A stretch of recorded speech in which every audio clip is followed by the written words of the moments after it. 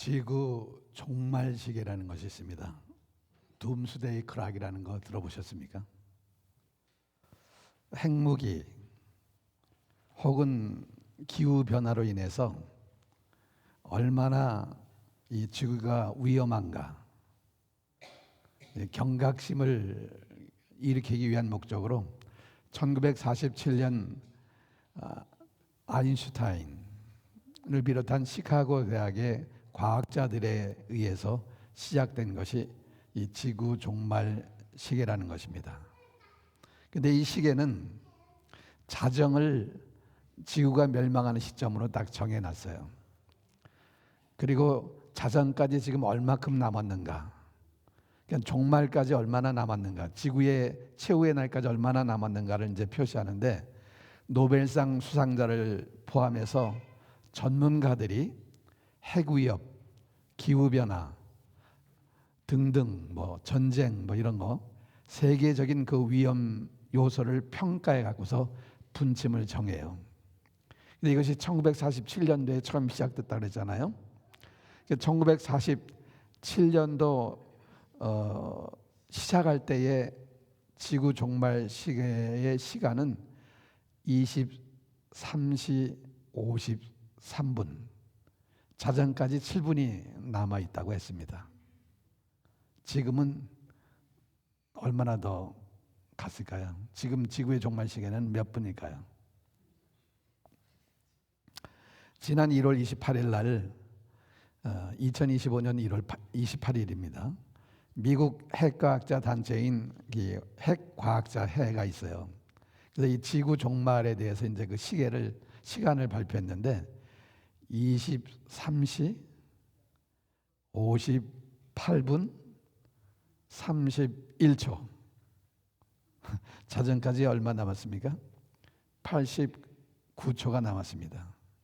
이것은 지난해보다도 1초가 더 앞당겨진 것으로 역대 지구 종말에 가장 근접한 시간이에요. 지구 종말이 89초, 1분 29초밖에 안 남았다는 발표에 여러분 동의하십니까? 지금 지구촌에는 자연재해, 이상기온, 그리고 이런 재난들이 동시다발적으로 끊임없이 이곳에서 저곳에서 계속해서 일어나고 있습니다. 어떤 곳은 폭설과 강추위로 인해서 난리가 났고, 또 어떤 곳은 폭염과 가뭄으로 강바닥까지 다 말라버렸고, 어떤 곳은 건조한 기후로 대형 산불이 일어나고, 또 토네이도까지 겹쳐서 불어와 가지고서 난리가 나고, 또 어떤 곳은 폭우, 홍수 피해가 있고, 태풍, 허리케인, 지진과 싱크홀, 그리고 전쟁, 전염병 등등 재난이 이 지구촌 곳곳에서 끊임없이 일어나고 있는 시기를 우리가 지금 살고 있습니다. 그래서 오늘 본문에 보면은 이 시기를 알라 그랬어요. 이 시기를 알라. 자, 11절 말씀 다시 보겠습니다. 또한 너희는, 그 다음에 시작, 이 시기를 알거니와 자다가 깰 때가 벌써 되었으니 이제 우리의 구원이 처음 믿을 때보다 가까웠습니다 그랬어요. 이 시기를 알거니와, 여기서 시기는 카이로스라고 하는 단어가 사용되었는데 하나님의 계획에 따른 특별한 의미가 있는 시간이라는 뜻이에요. 종말의 때가 가까웠다는 것을 이미 너희는 알고 있지 않느냐라는 그 말씀을 하고 있는 것입니다. 자다가 깰 때가 벌써 되었다. 자다가 깰 때가 벌써 되었다는 것은 여기서 사용되는 그 시간은 물리적 시간을 뜻하는 호라라는 단어가 사용되었습니다. 잠을 자다가 일어날 때가 되었다. 일어날 시간이 되었다. 여기서 말하는 잠은 육체적 잠을 얘기하는 것이 아니라 영적인 잠을 의미하는 것입니다. 이 종말의 때라고 하는 것은 잠들기가 쉬운 어둡고 타락한 시대라는 것입니다. 잠들 수 있는 유혹이 많이 있다는 거예요. 그러므로 깊은 잠에 빠질 수가 있는데 더 이상 잠을 자서는 안 된다. 이제 깰 때가 되었다. 일어나라는 말씀이에요. 그리고 이제 우리의 구원이 처음 믿을 때보다 더 가까웠습니다. 이제 우리의 구원이 처음 믿을 때보다 가까웠다. 여기서 시간을 사용되는 단어는 사용되지 않았지만은 문장 전체로 볼 적에는 가까워왔다. 뭐가요? 구원의 시간이 가까워왔다는 것입니다. 구원의 시간. 지금 이 시기가 어떤 때인가? 모두가 영적인 잠을 자고 있는 시기라는 거예요. 그러나 이제는 자다가 깰 때가 되었다는 거예요. 왜? 주님께서 다시 오실 그 마지막 날, 그 마지막 종말의 시간이 가까이 왔기 때문이라는 것입니다. 그날은 우리의 구원이 완성된 날이기 때문에 구원이 가까이 왔다라고 얘기하고 있는 거예요. 자, 우리의 구원이 처음 믿을 때보다 가까이 왔다는 그 말은 무슨 의미가 있느냐? 조금 더 설명해 볼게요. 여러분 구원 받으셨습니까? 아니면 구원을 받을 것입니까? 구원은 세 가지 시제를 가지고 있어요. 과거의 구원, 현재의 구원, 미래의 구원. 무슨 말입니까? 과거의 구원이라고 하는 것은 이미 얻은 구원을 얘기하는데 예수님을 믿고 성령으로 거듭나는 순간 나는 구원받은 거예요. 예수 그리스도께서 내가 받아야 될 죄의 형벌을 십자가상에서 다 치르셨다는 사실을 믿어요. 그리고 예수 그리스도를 나의 구원의 주님으로 영접하면은 우리는 값없이 예수 그리스도의 의로 말미암아 하나님으로부터 의롭다 하는 칭함을 받는 거예요. 그 결과 죄의 심판으로부터 죄의 형벌로부터 우리는 완전하게 구원을 받는 것입니다. 그러니까 영적인 사망에서 영적인 생명을 얻게 되는 거예요. 이것을 신학적 용어로 칭의, justification, 칭이라 그래요. 현재 구원이라고 하는 것은 지금 구원의 과정을 이루어 간다는 그 의미인데 예수 그리스도를 우리가 영접하지 않습니까? 그러면 죄의 형벌로부터 우리는 구원을 받았어요.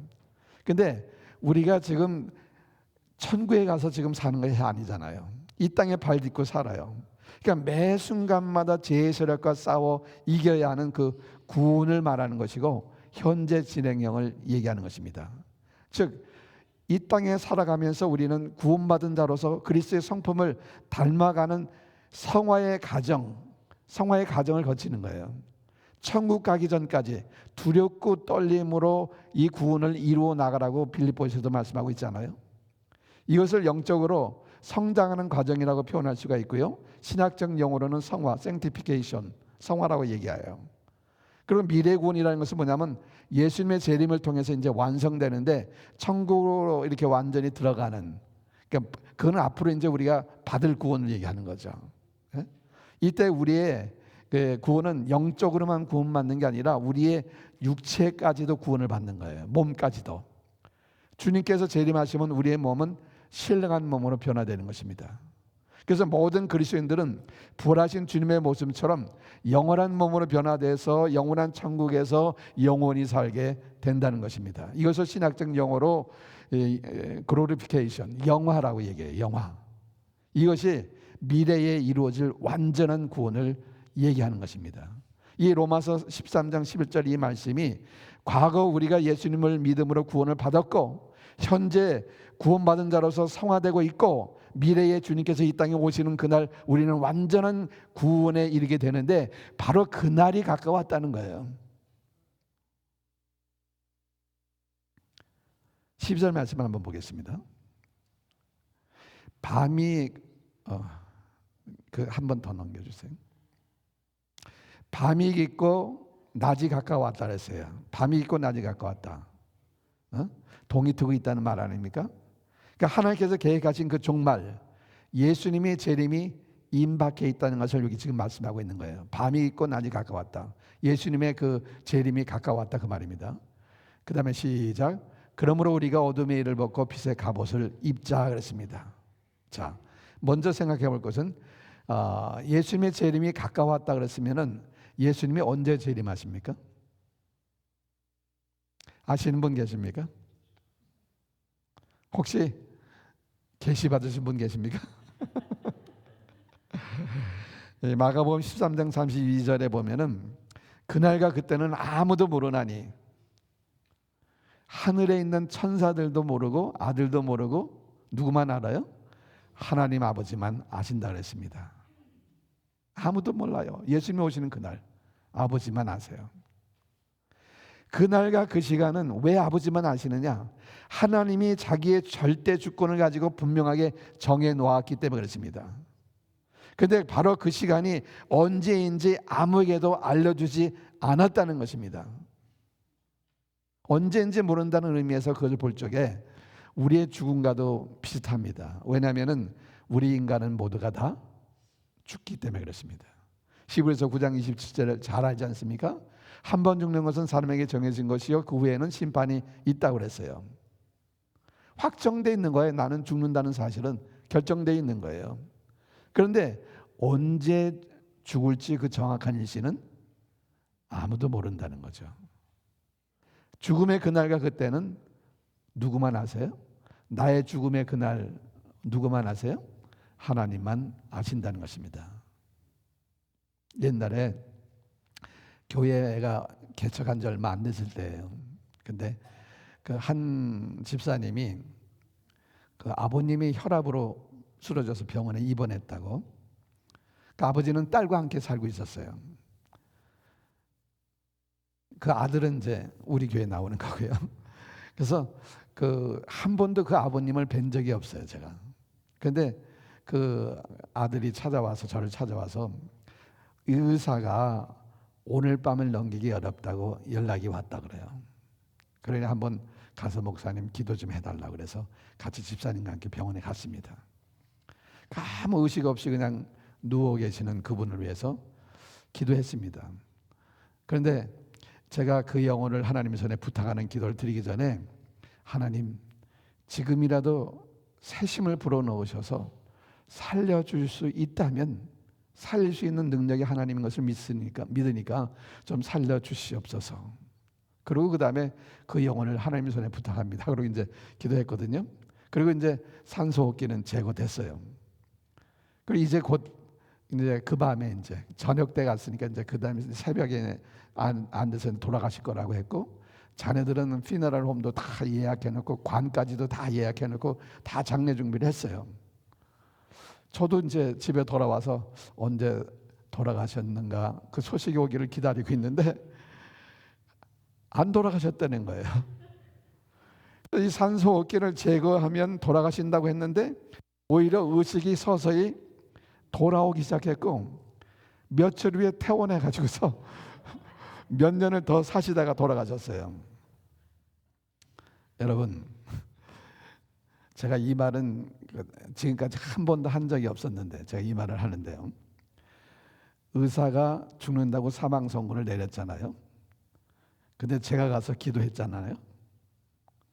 그때 내가 만약 PR하는 일을 좋아하는 사람이었다면은 자, 의사가 죽었다고 사망 선고를 내렸는데 내가 가서 기도해서 살아났다고 막 떠들고 다녔을 거예요. 이 얘기는 전 지금 처음 합니다. 왜? 기도한 것도 사실이잖아요. 살아난 것도 사실이잖아요. 제가 개척하고 간다고 그러니까 한 그 집사님이 저한테 그래요. 목사님 가서 개척해서 교회 부흥하는 거 쉽습니다 그래요. 그래서 예 그랬더니 가서요 미친 사람 하나 정신 올바르게 고치면 됩니다. 그렇지 않으면 죽어가는 사람 하나 살리면 됩니다 그러더라고요. 그래서 진짜 이 사람을 하나님이 나한테 보내줘서 내가 죽어가는 사람을 살린 건가? 근데 저는 살이라는 믿음을 가지고 기도한 것은 아니었습니다. 그냥 의식적으로 그분을 위해서 그 기도를 한 거였어요. 그렇기 때문에 제가 전혀 그런 얘기를 안 했었어요. 여기서 우리가 중요한 것은 그게 아니에요.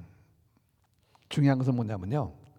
인간의 운명의 시간은 아무도 알 수 없다는 것입니다. 오직 하나님만 아시는 거예요. 하나님만요. 그렇기 때문에 이 죽음이라는 시간은 몰라요. 언제든지 내게 닥칠 수 있는 현재 시간이에요. 이 죽음이라는 것은요. 사실 요즘 같은 세상을 살아가면서 이렇게 느끼는 것은 병에서 고침받은 것도 기적이지만은 그것보다도 살아있는 게 더 큰 기적이에요. 눈에 보이지 않는 그 수많은 바이러스들, 그리고 이 박테리아가 득실거리는데 이 세상에 살아가면서 그 병에 안 걸렸다는 사실 자체, 건강하다는 사실이, 이것이 기적 아닙니까? 살아있다는 사실 자체가 기적이에요. 내가 우리가 살아가는 이 세상에 곳곳에 수많은 예측 불허의 위험들이 얼마나 많습니까? 얼마 전에 한국에서 태국에 잘 여행 갔다가 무안공항에 이 동체 착륙하던 그 비행기가 활주로를 오버런 해가지고서 179명이 다 사망했지 않습니까? 그분들이 뭐 그날 그런 사고를 당할 줄 알았습니까? 며칠 전에 워싱턴 DC 상공에서 이 여객기와 그 군용 헬기가 부닥쳐서 탑승자 67명 전원 다 사망했잖아요. 비행기 타기도 무서워요. 우리 이성열 집사님 네 분 아주 안전하게 잘 다녀온 거 감사합니다.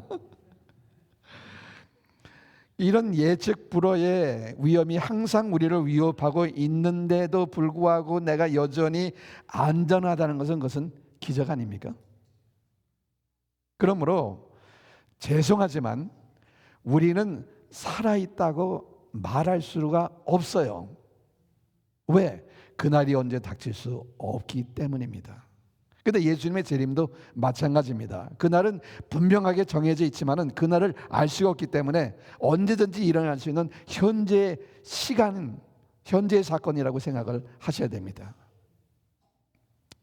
마태복음 24장에 보면 예수님께서 자신의 그 재림 시기, 세상의 종말에 어떤 징조가 있을 것인지 제자들에게 이제 말씀했는데 5가지로 요약해서 말씀드릴게요. 첫째는 이 세상에 종말이 올 때, 끝날이 다가오면은 신앙적인 흔들림이 있을 거라고 얘기했습니다. 마태복음 24장 5절에 보면은 많은 사람이 내 이름으로 와서 이르되 나는 그리스도라 하여 많은 사람을 미혹한다 그랬습니다.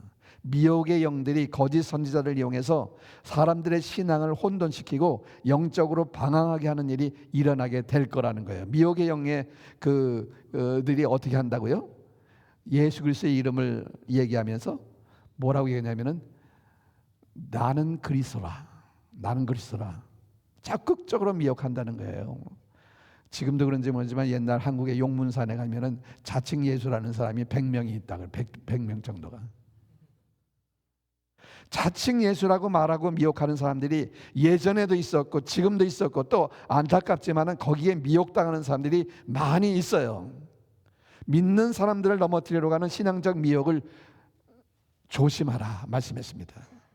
둘째는 이 마지막 때가 되면은 세상에 대혼돈이 나타날 것이라고 말씀했는데 24장 7절입니다. 마태복음. 민족이 민족을, 나라가 나라를 대적하여 일어나겠고 곳곳에 기근과 지진이 있으리니 그랬어요. 오늘날 시대 얘기 아닙니까? 난리와 기근과 지진과 전쟁. 지금 시대가 바로 그래요.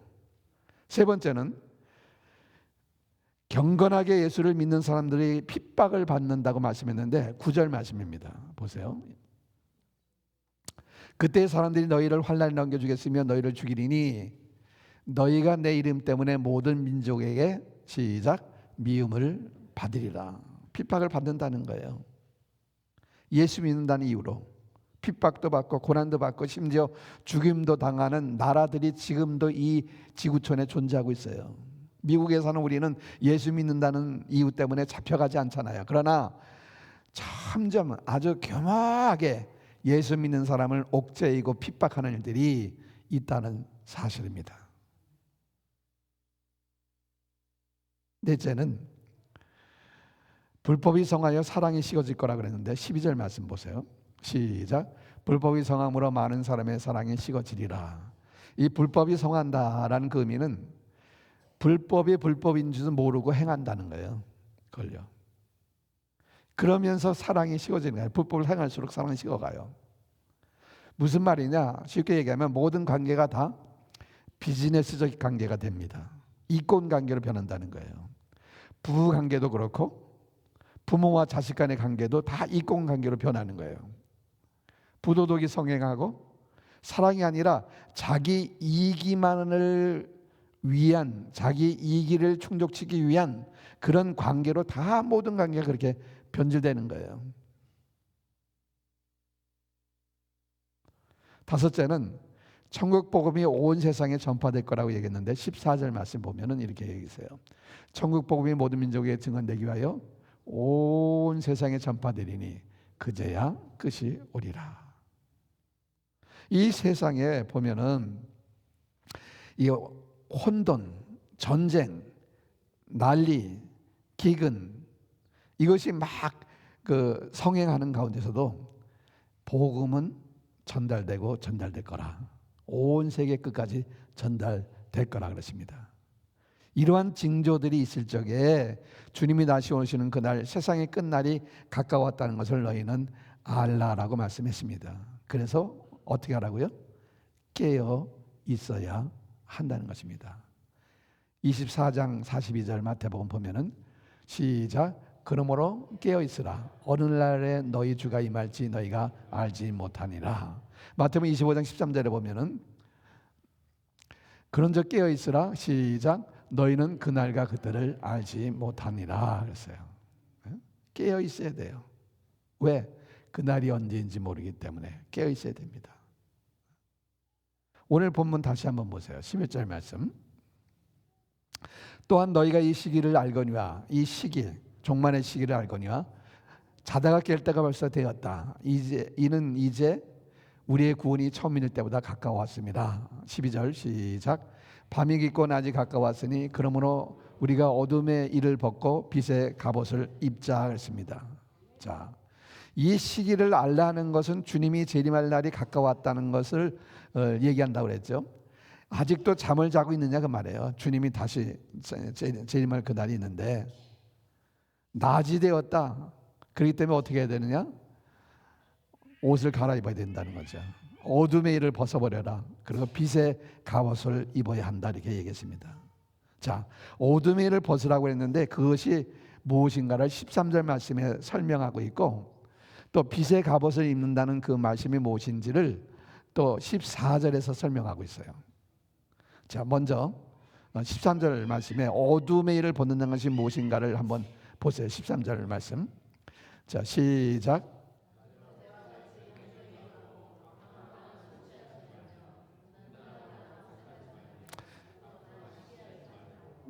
예.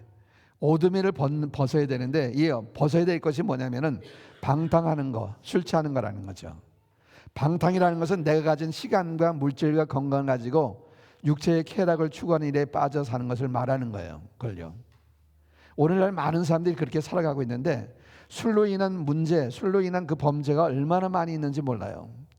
술에 취하게 되면은 경험이 있는지 모르겠지만은 판단력이 흐려지게 되고 실수하게 되고 더 큰 죄를 범하게 되는 경우가 많이 있다는 것입니다. 저는 평상시는 예수 믿는 사람 속에만 있잖아요.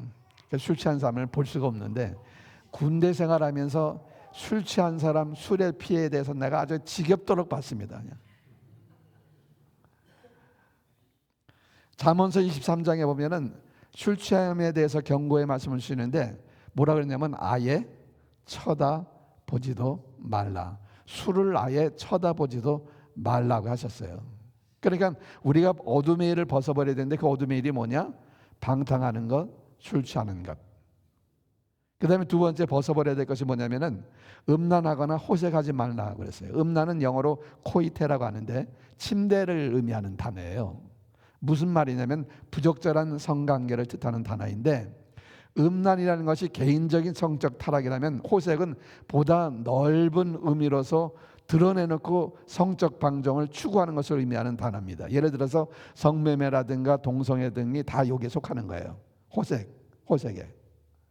우리가 지금 음란이 그리고 호색이 난무하는 무서운 시대를 살아가고 있는데 뭐 영화를 봐도 드라마를 봐도 그다음 유행가 가사에도 뭐 또 인터넷이 얼마나 음란과 호색을 미화시키고 조장하고 있지 않습니까? 그걸요. 이런 것들을 벗어버릴 어둠의 일이라는 것입니다. 그 다음에 또 벗어버려야 될 것이 뭐예요? 다투거나 시기하지 말라. 시기는 미워하고 질투하는 내면적인 것을 말하면은 그 시기가 밖으로 표출되어 나타나는 것이 그것이 뭐냐면 다툼이에요. 속에 있는 것이 시기, 그게 튀어나오면 다툼. 여러분, 남이 잘 되는 것을 못 봐요. 속에 막 미움이 생기는 거예요. 그래서 미웠기 때문에 없는 말도 막 만들어내고 어떻게 하든지 비판하려고 하는 고약한 마음이 막 생기는 거예요. 자기 유익을 위해서 그것이 튀어나와서 이제는 다툼이 되는 거예요. 그러니까 무엇이든지 다 탐하고 남을 짓밟고서라도 내가 잘 되면 되고 내가 잘 살면 되는 거예요. 아주 무서운 욕망이 이 다툼이에요. 이것이 벗어버려야 될 어둠의 일이라는 것입니다. 여러분, 우리가 살아가는 이 시대를 보면은 방탕과 술 취함, 음란과 호색, 다툼과 시기가 얼마나 가득 차 있는 시대입니까? 이 어둠의 일을 너희는 벗어버려야 된다. 벗어버려야 된다. 그것이 바로 뭐냐? 낮에와 같이 단정히 행하는 삶이라는 거예요. 낮에와 같이 단정히 행하라. 밤에는 잘 안 보이잖아요. 그러나 낮에는 다 드러나잖아요. 다 보이잖아요. 그러므로 낮에와 같이 단정한 삶, 이것은 다른 말로 얘기하면 투명한 삶을 살라는 거예요. 투명한 삶. 다시 12절 말씀 한번 보세요. 밤이 깊고 낮이 가까웠으니 그러므로 우리가 어둠의 일을 벗고 빛의 갑옷을 입자 그랬어요. 자, 투명한 삶이라는 것은 다른 말로 얘기하면 부끄러움이 없는 삶을 얘기하는데, 주님이 오시고 주님 앞에 설 적에 우리는 정말 부끄러움 없는 삶이 돼야 되나요? 자, 부끄러움 없는 삶, 이것이 바로 단정한 삶인데, 그러기 위해서 이 어둠의 일을 벗고 빛의 갑옷을 입으라 그랬어요. 빛의 갑옷을 입으자. 근데 빛의 갑옷을 입는다는 것이 바로 그 14절 말씀이라 그랬잖아요. 자, 보세요. 14절 시작. 오직 주 예수 그리스도로 옷 입고 정욕을 위하여 육신의 일을 도모하지 말라 그랬습니다. 자, 오직 무슨 옷을 입으라고요? 주 예수 그리스도로 옷을 입으라. 그러니까 빛의 갑이라는 것이 뭐예요? 예수 그리스도 옷이에요. 그러면 주 예수 그리스도로 옷을 입는다는 것이 뭐냐? 이 갈라디아서 3장 27절에 이렇게 얘기해요. 누구든지 그리스도와 합하기 위하여 세례를 받은 자는 시작 그리스도로 옷 입었느니라 그랬어요. 자, 예수 그리스도로 옷 입는 게 뭐라고요? 세례를 받는 거예요. 세례를 받아요. 조금 더 나가서는요, 무엇을 의미하냐면 예수 그리스도로 옷 입는다는 것은 뭐냐면 중생, 본어게인, 거듭남 체험을 이 예수 그리스도로 옷 입는 거예요. 그것이요. 거듭남에 대해서 이해하기 위해서 에베소 4장 말씀을 보면은 보세요. 22절. 너희는 4장 22절입니다. 너희는 유혹의 욕심을 따라 썩어져가는 구습을 따르는 뭐라 했어요? 옛사람을 벗어버리라 그랬습니다. 그 다음에 오직 너희는 심령이 새롭게 되어 또 시작 하나님을 따라 의와 진리의 거룩함으로 지심을 받은 새 사람을 입으라 그랬습니다. 자, 구습을 따르는 유혹의 욕심을 따라 썩어져가는 구습을 따르는 것을 어떻게 하라? 벗어버리고 그 다음에 무엇을 입어요? 의와 진리의 거룩함을 지으심 받은 새 사람을 입으라는 거예요. 그러니까 거듭남이라는 게 뭐냐? 중생한다는 게 뭐냐? 무슨 막 뜨거웠다 떨렸다 그게 아니라 옷을 갈아입듯이 옛사람을 벗어버리고 새 사람을 입는 거예요. 새 사람. 즉 나라고 하는 그 옷을 입고 살았는데 이제는 그 나라고 하는 옷을 벗어버리고 그리스도라고 하는 그 옷을 입으라는 거예요. 그걸요. 옷을 갈아입듯이 옛사람을 벗어버리고 새 사람을 입는 것. 예수 그리스도를 주님으로 영접할 적에 내 마음속 왕자 위에 나 자신이 나를 다스리고 있었지 않습니까? 그래서 나는 내려와야 돼요. 왕자에서 내려오고 내 그 왕자 자리에 누가 앉혀야 돼요? 예수 그리스도. 예수 그리스도가 나를 다스리게 하는 것. 이것이 바로 새 사람을 입는 것입니다. 이렇게 새 사람을 입으면은 다른 말로 예수 그리스도가 내 안에 들어오시면은 우리 안에 있는 어둠의 세력들은 모두 다 몰아내 주시는 거예요. 내가 발부동을 쳐도 내 속에 있는 그 어둠의 일을 벗어버릴 수가 없어요. 그러나 빛이 내 안에 들어오면 어둠은 떠나는 거예요. 그래서 이 13절에서 말씀하고 있는 어둠의 일이 뭐예요? 방탕과 술 취함, 음란과 오색, 다툼과 시기인데, 빛이 내 안에 들어오면 이런 것들은 다 떠나가는 거예요. 거듭남의 체험이 있으면 이런 것들을 이길 수 있다는 거예요. 극복할 수 있다는 거예요. 그리스도를 영접해야 돼요. 그래서요, 거듭남의 체험을 하게 돼요. 그리스도가 나를 다스리게 되는 거예요. 우리는 절대 육신의 일을 도모하고 살지 않고 거룩한 삶, 단정한 삶을 살게 되는 거예요. 세상 사람들은, 거듭나지 못한 사람들은, 예수 그리스도를 영접하지 못한 사람들은 자기의 정욕을 채우기 위해서 육신이 원하는 대로 살아요. 육신이 원하는 대로. 그러나 예수 그리스도로 옷 입은 그리스도인들은 이 시기가 종말인 것을 알아요. 그리고 성령의 다짐 속에서 살아요. 단정하게 살아요. 다시 오시는 주님을 기다리는 사람답게 산다는 거예요.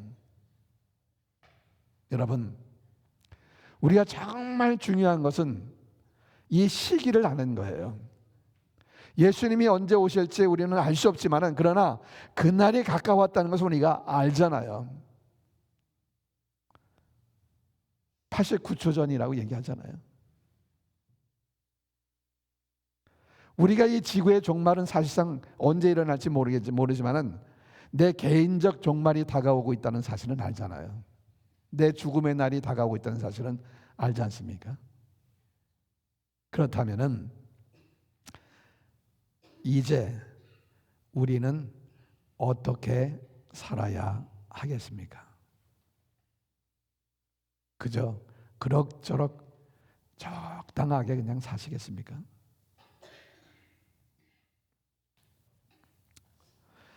찬송가 그 176장은요 참 기쁨과 울림을 주는 찬양인데, 특별히 2절 말씀에 보면 이런 가사가 나와요. 주 오늘에 다시 오신다면 부끄러움이 없을까? 잘하였다 주님 칭찬하며 우리 맞아 주실까? 주님 앞에 서는 그날에 주님이 오셨어요. 우리 주님 앞에 부끄럼 없이 설 수 있겠습니까?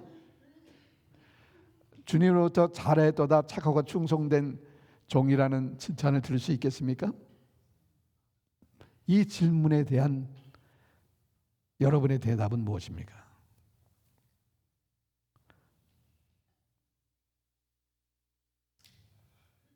사랑하는 여러분, 그날은 더 가까이 왔습니다. 주님을 만났을 적에 부끄럽지 않은 사람이 되시기를 바랍니다. 어둠의 일을 벗어버리고 오직 그리스도로 옷 입고 그리스도인답게 구별된 삶을 사시기를 바랍니다. 그리고 그날 우리는 기쁨으로 주님을 만날 수 있기를 바랍니다. 주님의 입술로부터 잘하였도다 착하고 충성된 종이라는 칭찬을 듣고 면류관을 상급으로 받으시는 여러분 되시기를 주의 이름으로 축원합니다. 기도하겠습니다. 오늘 우리에게 주신 말씀을 기억하면서 우리 조용한 음성으로 합심해서 기도하겠습니다. 정말 주 앞에 설 때에 부끄러움 없이 설 수 있겠습니까? 합심해서 우리 한번 기도합니다.